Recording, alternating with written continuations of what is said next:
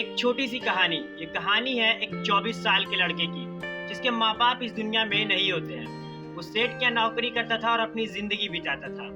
रोजाना वो सेठ क्या काम करता था, शाम को उसकी तनख्वाह मिलती थी। वो राशन इकट्ठा करता था, घर जाता था, खाना बनाता था, खाना खाता था और सो जाता था। डेली यही रूटीन चल रहा था।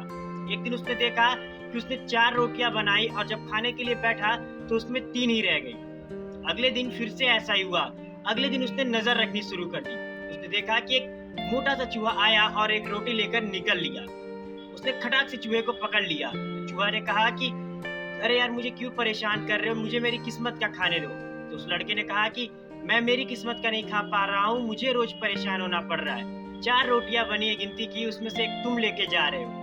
तो चूहे ने कहा कि तुम परेशान मत हो, एक बंदे के पास चले जाओ, वो तुम्हारी सारी समस्याओं का समाधान कर देंगे। तो इस लड़के ने पूछा कि कौन है वो।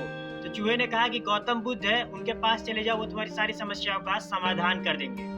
तो लड़का कहता है कि ठीक है। सेठ क्या जाता है लड़का और 5-6 दिन की छुट्टी लेता है, निकलता है यात्रा पे गौतम बुद्ध से मिलने, अपने जिंदगी के बारे में जानने के लिए। तो रास्ता बहुत लंबा होता है, रात हो जाती है। अब कहाँ रुके, तो उसे एक हवेली दिखाई देती है। जाता है, हवेली में शरण लेता है। हवेली की मालकिन उससे पूछती है कि बेटा कहाँ जा रहे हो। तो लड़का बताता है कि गौतम बुद्ध से मिलने जा रहा हूँ, उनसे सवाल पूछने जा रहा हूँ। तो मालकिन कहती है कि बेटा मेरा भी एक सवाल है, तुम कहो तो पूछ लेना। तो लड़का बोलता है कि जी बताइए मालकिन। तो वो बोलती है कि मेरी लड़की है, 21 साल से आज तक इसने कुछ नहीं बोला, उससे पूछना कि ये कब बोलेगी। तो लड़का बोलता है कि ठीक है, ये सवाल पूछ लूंगा मैं आपका। अगले दिन सवेरे वहां से लड़का निकलता है और आगे चलता है। रास्ते में ऊंचे ऊंचे पहाड़ आ जाते हैं, बिल्कुल बर्फ से लदे हुए। वहां पर एक जादूगर उसे दिखाई देता है, उन्हीं पहाड़ों पर तपस्या करता हुआ। वो जादूगर के पास जाता है और पूछता है कि महाराज, यहाँ से निकलने का मुझे रास्ता बताइए, मुझे गौतम बुद्ध से मिलने जाना है। तो जादूगर कहता है कि अरे यार, बड़ी बढ़िया जगह जा रहे हो, मेरा भी एक सवाल उसे पूछ लेना। लड़का बोलता है कि जी बताए।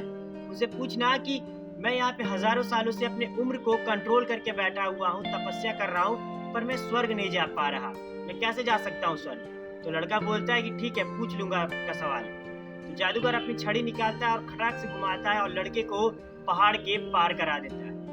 जब पहाड़ पार करता है लड़का तो देखता है कि बहुत बड़ा मैदान है और उस मैदान के आगे एक बहुत बड़ी सी नदी होती है। अब लड़का सोचता है कि नदी को कैसे पार किया जाए। तो वहीं पर उसे एक बहुत बड़ा सा मोटा सा कछुआ दिखाई देता है। कछुए से मदद मांगता है तो कछुआ उसे अपनी पीठ पर बैठा के नदी पार करा देता है। जैसे ही वो उस तरफ उतरता है नदी के, तो कछुआ पूछता है कि कहाँ जा रहे हो। तो वो बोलता है कि मैं गौतम बुद्ध के यहाँ जा रहा हूँ, उनसे सवाल पूछने। तो कछुआ कहता है कि मेरा भी एक सवाल है, तुम कहो तो पूछ लो। तो लड़का बोलता है कि 2 सवाल तो आ ही गए हैं, आप भी अपना सवाल बता दीजिए, मैं पूछ लूंगा।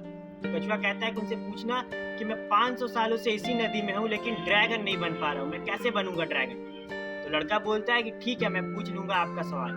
और लड़का पहुंच जाता है गौतम बुद्ध के आश्रम पे। वहां पहुंचता है, देखता है गौतम बुद्ध साधना कर रहे हैं। जैसे उनकी साधना समाप्त होती है, गौतम बुद्ध आंखें खोलते हैं और अपने भक्तों से कहते हैं कि आप सभी मुझसे सवाल पूछ सकते हो, लेकिन एक शर्त है कि मैं सिर्फ 3 सवालों के ही जवाब दूंगा। तो वो लड़का सोचता है कि मेरे पास तो 4 सवाल है, एक खुद का, एक जादूगर का, एक कछुए का और एक हवेली की मालकिन का। तो वो सोचता है कि किसका सवाल ड्रॉप किया जाए।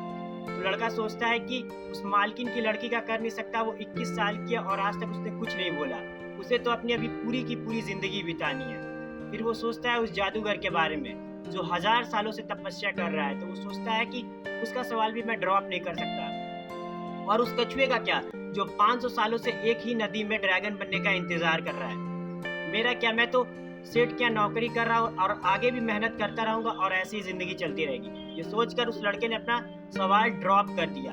तो लड़का तीनों सवाल पूछता है गौतम बुद्ध से। गौतम बुद्ध जवाब देते हैं और कहते हैं कि उस कछुए से कहना है कि वो उसके पीठ पर जो कवच है उसे उतार दे। वो कवच उतारते ही वो ड्रैगन बन जाएगा। उसके बाद वो जादूगर के बारे में कहते हैं कि जादूगर से कहना है कि वो उस छड़ी को फेंक दे। वो छड़ी फेंक नहीं रहा, इसीलिए वो स्वर्ग नहीं जा पा रहा है। जैसे ही वो छड़ी का त्याग करेगा, वो स्वर्ग चला जाएगा। उसके बाद बारी आती है मालकिन की बेटी की। तो वो कहते हैं कि उसकी माँ से कहना कि उस लड़की की शादी करवा दे। जैसे ही उस लड़की की शादी होगी, वो लड़की बोलना शुरू कर देगी। ये जवाब पा करके वो लड़का महाराज को प्रणाम करता है और कहता है कि महाराज मैं चलता हूँ। वहां से वो निकल जाता है। वापस रास्ते में जाते वक्त वो कछुए से बोलता है कि आप अपना कवच उतार दो, कवच उतारते ही आप ड्रैगन बन जाओगे। तो कछुआ अपना कवच छोड़ देता है। जैसे ही कवच उतारता है उसमें से बहुत सारी मोतियां निकल आती है।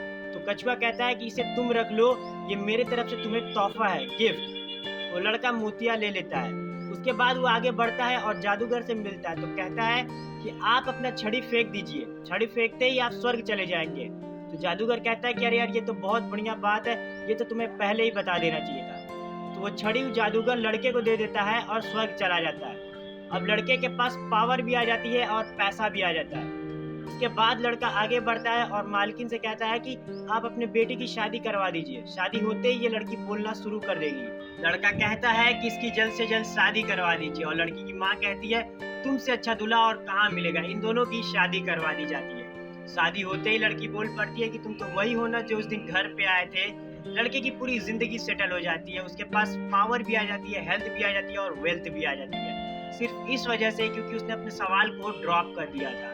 कई बार हमें अपने जिंदगी में कुछ पाने के लिए कुछ खोना पड़ता है।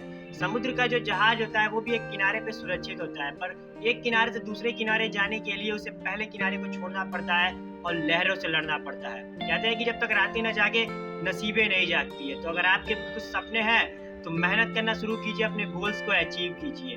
अगर वीडियो पसंद आई हो तो वीडियो को लाइक करके अपना प्यार दें। ज़्यादा से ज़्यादा इसे व्हाट्सएप ग्रुप में शेयर करें ताकि लोग इंस्पायर हो सके। अगर आप इस चैनल पे पहली बार आए हैं तो चैनल को सब्सक्राइब कीजिए और नोटिफिकेशन बेल पे जरूर क्लिक कीजिए ताकि ऐसी ही पावरफुल वीडियोस आप मिस ना करें। मैं मिलूंगा आपसे अगले वीडियो में, तब तक के लिए गो फॉर योर गोल।